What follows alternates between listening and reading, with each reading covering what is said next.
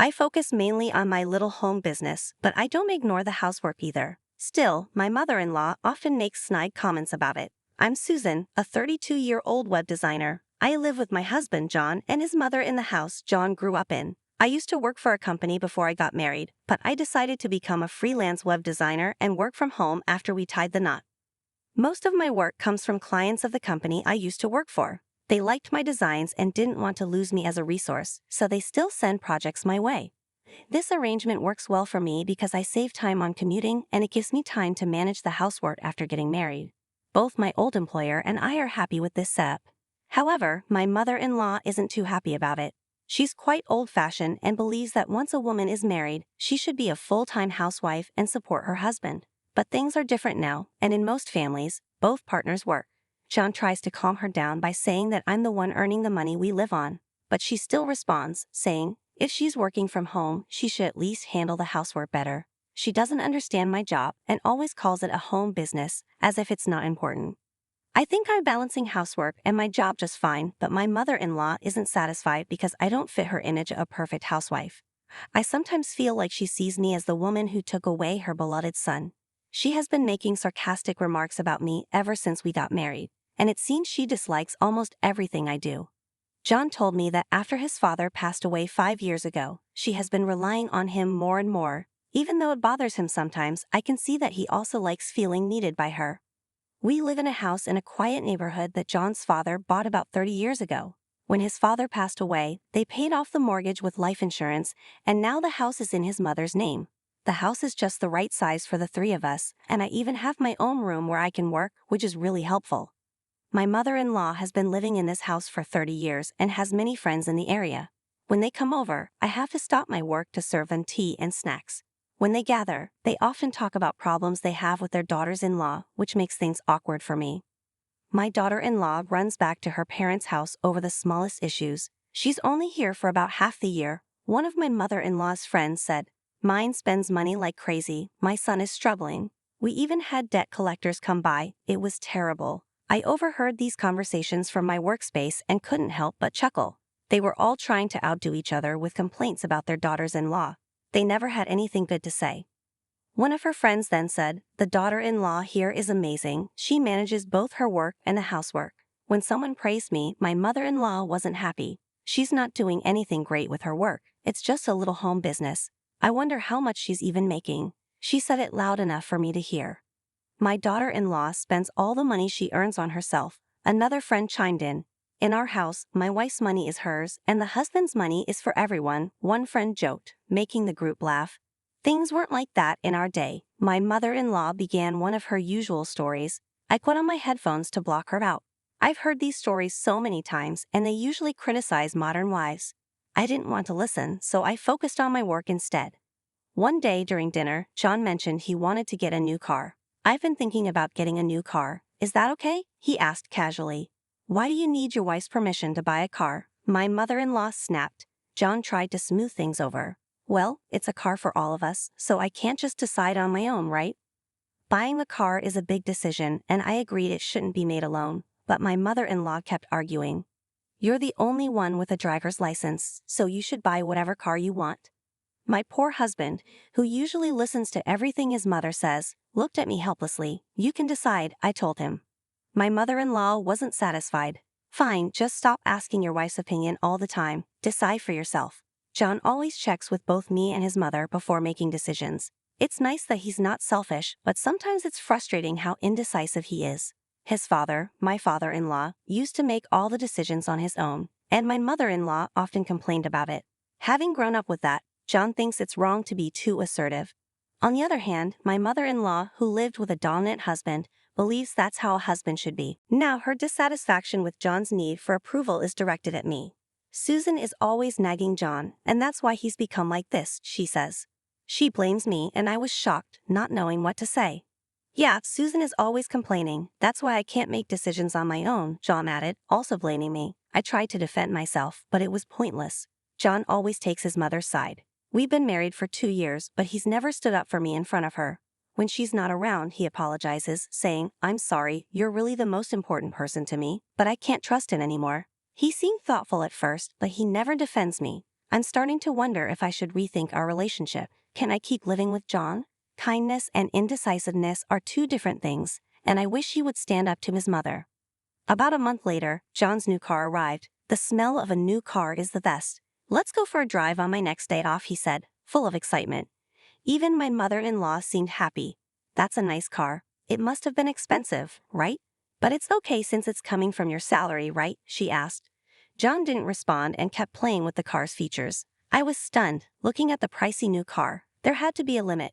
Even though I had said he could do as he wanted, I felt uneasy. When John came back inside, I asked him, how much did the car cost? He answered casually, $60,000. Seeing my shocked face, he added, but you said I could buy whatever car I wanted, didn't you? My mother-in-law quickly took his side. That's right, you left it up to John, so don't complain now. I had left the decision up to him, but I expected him to think about our finances too. Where is that kind of money coming from? I asked. My husband hesitated. Well, I'm paying with a loan. My mother-in-law jumped in angrily. Susan, stop complaining. You're not the one paying for it. She glared at me with an unusually harsh tone. You're such a disagreeable daughter-in-law, always complaining, even though you're living off John's salary. I have a job too, I shot back. My mother-in-law wasn't having it. What are you talking about? You're not earning much with that part-time job of yours. John makes $5,000 a month, she said, looking down on me like she was mocking me. I was about to say that was my salary, but when I turned to look for my husband, he had already disappeared into his room. I've been patient until now, but I can't take it anymore. I want a daughter-in-law like you to leave as soon as possible, my mother-in-law had said, pushing me to my limit. I had been patient, too patient, and the weight of it all felt suffocating. Discussing my salary felt pointless, and I was done caring about any of it. My mother-in-law's sharp words, combined with my husband's complete lack of defense, made me feel like an outsider in my own marriage. Wasn't it his indecision that started this? Yet he remained silent. Okay, I'll leave then, I said, gathering my laptop and necessary things from my home office. As I walked out, I told my mother-in-law, I'll come back for the rest of my stuff later. She glared at me, her face twisted with anger, while my husband still stayed hidden in his room. Her parting shot came, rough and unexpected. The next time you come, make sure you sign the divorce papers. Did you hear me, you useless lady? It was the first time I had heard such coarse language from her, but I ignored it, my resolve steeled as I stormed out. Was she angry because I had finally said I'd leave? Or because I confronted my husband about our finances? It didn't matter anymore. I needed to leave, and I needed to do it fast. I went back to my parents' house, feeling a mixture of relief and sadness. What happened all of a sudden? My mom asked, her surprise obvious. I don't know what happened, but you can stay here as long as you need to. My dad, more perceptive, seemed to understand just from my expression. I never heard from my husband after I left, not a single word. The man who had cherished me before marriage was gone. I realized now how foolish I had been to overlook the fact that my husband only ever listened to his mother. Talking to my parents helped calm me down. You don't have children, so it's better to divorce sooner rather than later, my mom said, and I agreed.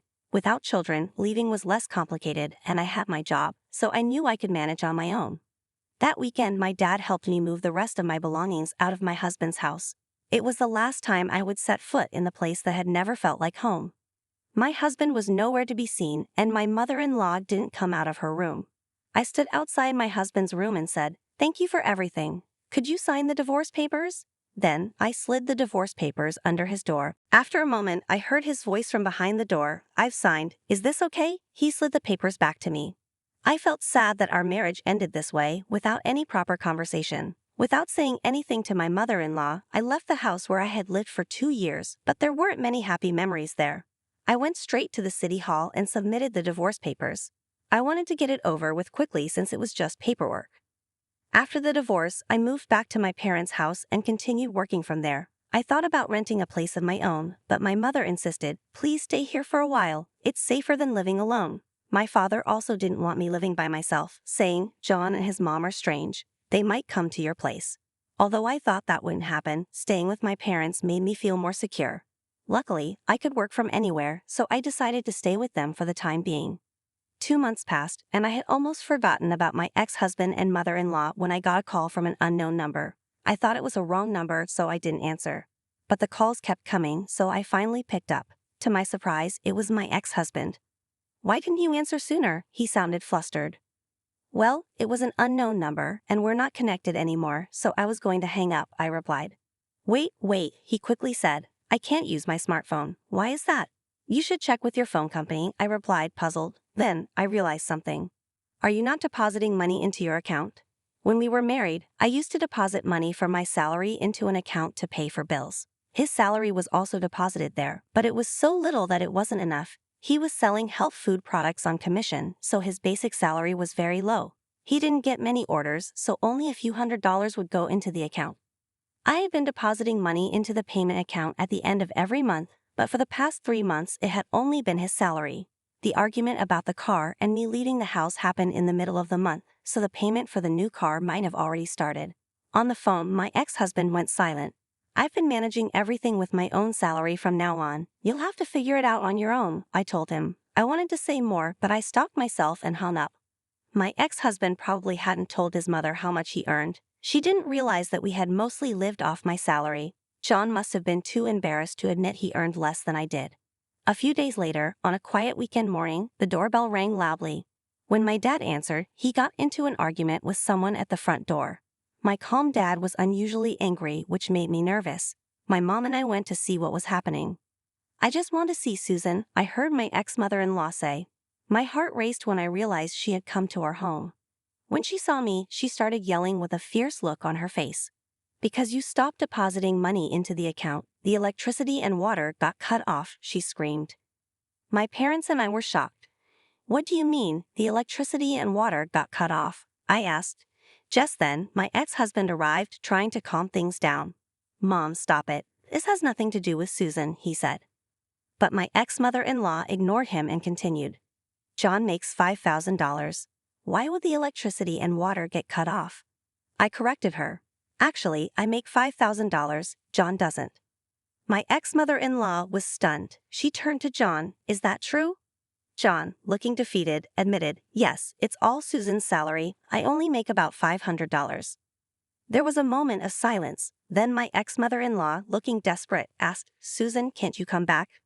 The whole Weave Us thing was just a joke. Please come back. I was firm. What are you talking about? I'm divorced now. I have nothing to do with you two anymore.